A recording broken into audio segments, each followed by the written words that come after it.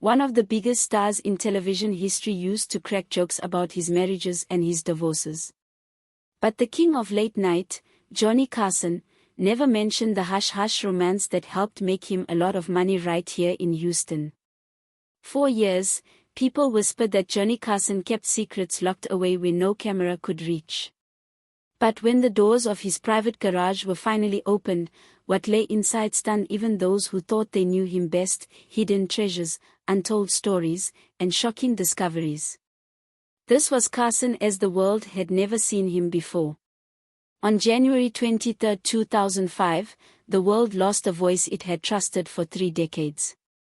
Johnny Carson, the legendary host of The Tonight Show, passed away at the age of 79 from complications of emphysema. In his final days, he fought a quiet battle with the illness that had taken hold of his lungs.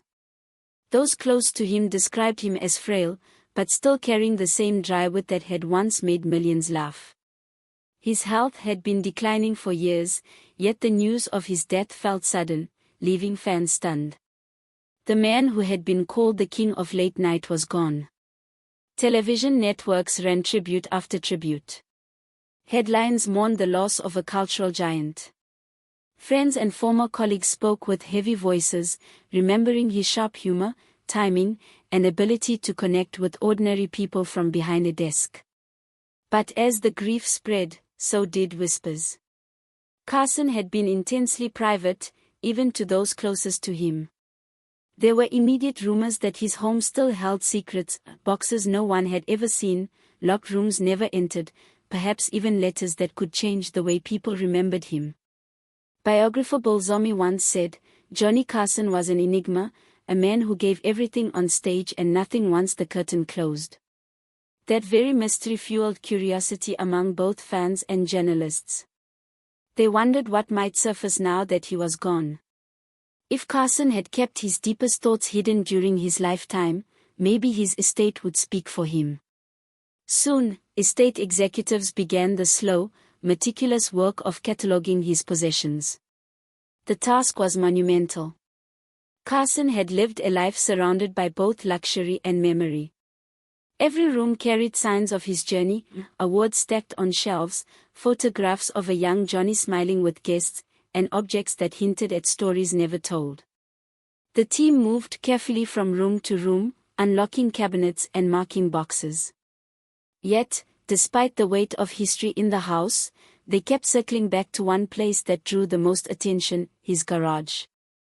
At first, it looked ordinary, just another structure on the massive property. But behind that simple door waited the truth about a man who had spent decades hiding in plain sight.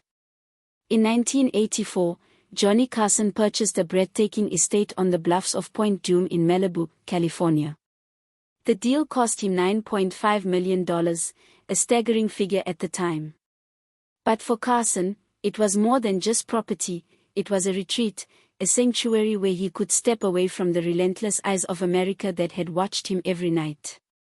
The land stretched across 4 acres, overlooking the endless blue of the Pacific Ocean and Little Dume Beach below. The estate's gardens bloomed in soft colors, koi ponds shimmered, and even an aviary whispered with the calls of exotic birds. At the heart of it stood the main house, a 7,100-square-foot marvel of modern architecture designed by Ed Niles. Walls of glass framed sweeping views of the ocean, while an indoor arboretum let sunlight spill through a 30-foot-high ceiling. Carson's home seemed to breathe, but those who knew him said it was more fortress than refuge.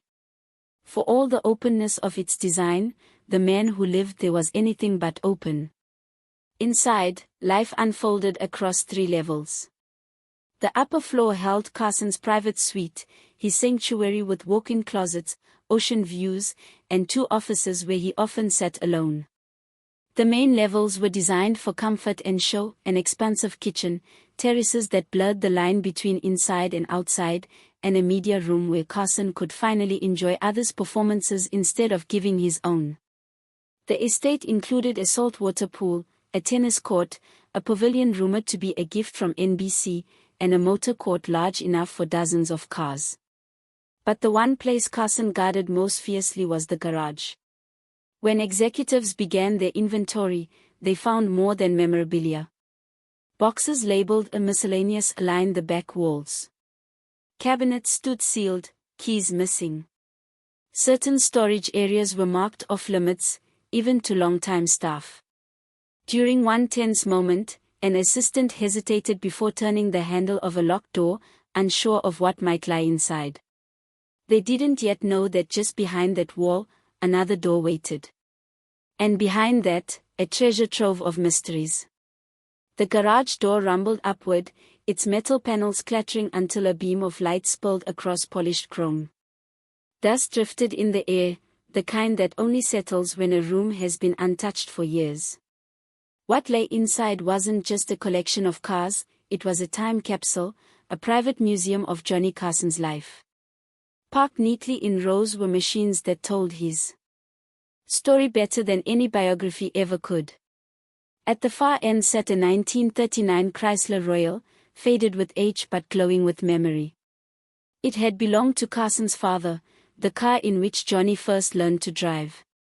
It wasn't about luxury or speed, it was about roots. Years later, he left it in his will to Jay Leno, as if passing a symbolic torch from one late-night legend to another. Beside it gleamed a stainless steel relic of the future that never quite came, the 1981 DeLorean DMC-12. Carson had been one of its earliest investors, pouring $500,000 into the company's dream. But fate had other plans. One night, the car's electrical system failed, trapping Carson inside until rescuers arrived. He joked about it on television, but in the quiet of his garage, the DeLorean stood like a metaphor, doors that wouldn't open, secrets that wouldn't let go. There was also a 1988 Mercedes-Benz 560C, white and pristine, a car of elegance and control. Carson often drove it, long after his other cars were sold. Rumors swirled that he kept private documents inside the glove box, things he never wanted to leave the house. His 1992 Chevrolet Corvette, the last car he ever owned, marked the end of an era. Some believed he chose it as a symbol of freedom, his last open road before the illness confined him. Others whispered he left something personal in it, a journal perhaps, or letters he never sent. And tucked away in the back corner under a heavy tarp, they found a rare Italian beauty, a 1966 Gia 450 SS, sleek and exotic, like a secret he couldn't resist. But the real surprises were not on wheels.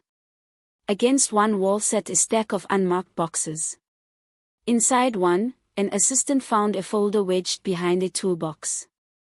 Within it was a sealed envelope yellowed with time. The handwriting on the front was unmistakable, Johnny's. The name scrolled across it wasn't one anyone recognized. The room fell silent as they carefully opened it. Inside was a letter, fragile but legible, addressed simply, "To my boys."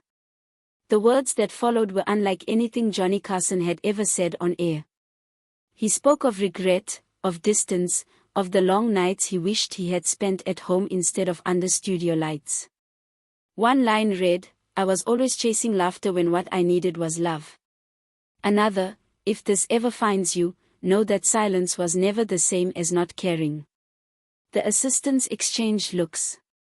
They realized they were holding something deeply human, the confession of a man who had given his laughter to the world but saved his pain for paper. Carson's family life had long been complicated. He married 4 times, each union leaving behind stories of affection, conflict, and heartbreak.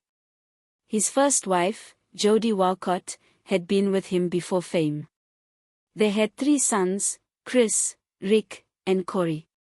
But as Carson's star rose, his time at home disappeared.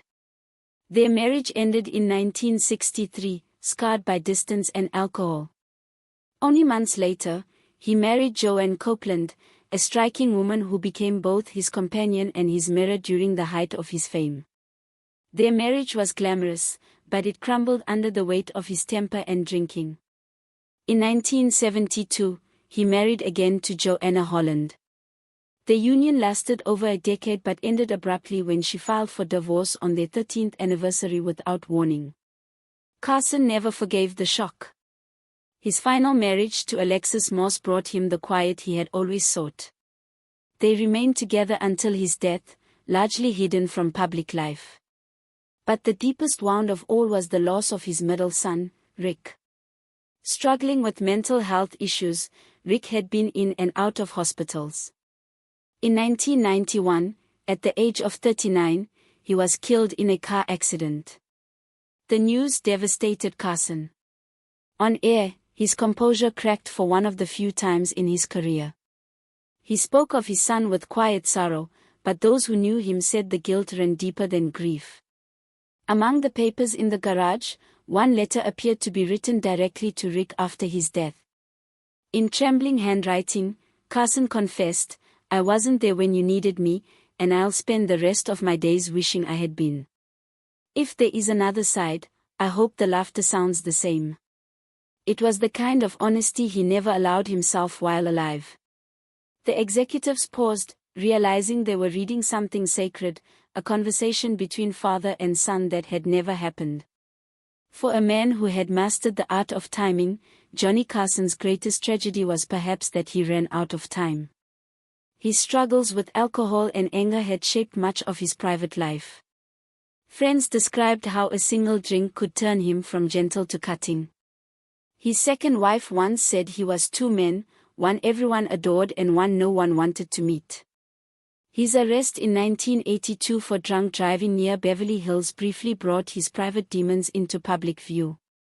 Though he pled no contest and paid a fine, the incident revealed fissures in the perfection image America had built around him.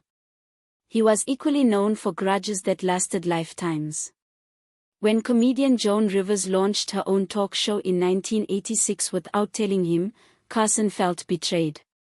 He never spoke to her again, not even when she reached out before his death. Their silence became one of Hollywood's most painful legends. More explosive was his feud with Wayne Newton, fueled by jokes that turned personal after a business deal fell apart. Years later, Newton would say Carson's humor cut like a knife, and for years, the two avoided each other completely. Behind his jokes lay a man who measured loyalty in silence and wounds in private. He once told Playboy magazine, "I live my life, especially my personal life, strictly for myself." It was as close as he ever came to admitting that the laughter was his disguise. But in that garage, among the cars and dust, a different picture began to emerge. There were handwritten notes tucked between photo albums, scraps of monologues that never aired, pages where he reflected on fame and loneliness and time. One page read, "Fame is a light that burns twice as bright, but half as long. The trick is learning to live in the shadows it leaves behind." Another read, "They laugh because they think I'm confident. I laugh because I'm terrified." It was as if the garage had become his confessional, a place where the performer could finally put down the mask. The man who had once told America's jokes was now telling his own truth, quietly, posthumously from behind the locked doors of his sanctuary. The Johnny Carson story began far from the glamour of Malibu. Born in 1925 in Corning, Iowa, he grew up during the Great Depression, a shy boy escaping into performing magic tricks for the neighbors. After serving in the Navy during World War II, he turned to radio, then to television, where a calm charm and razor-sharp wit quickly made him a standout. In 1962, he took over The Tonight Show, ruling late-night television for 30 years, making America laugh at the end of every day. His monologues were crisp, clever, never cruel. His interviews flowed easily, whether with a celebrity or a complete unknown. Timing was legendary, so precise it became the gold standard for every host who followed. His 1992 final episode drew over 50 million viewers, a collective farewell to a man who had become part of America's nightly ritual. Awards came endlessly: Emmys, Peabody, Presidential Medal of Freedom, Kennedy Center honors. But Carson rarely attended ceremonies. Off camera, he didn't crave applause. He craved peace. Among the last items found in his garage was a small wooden box.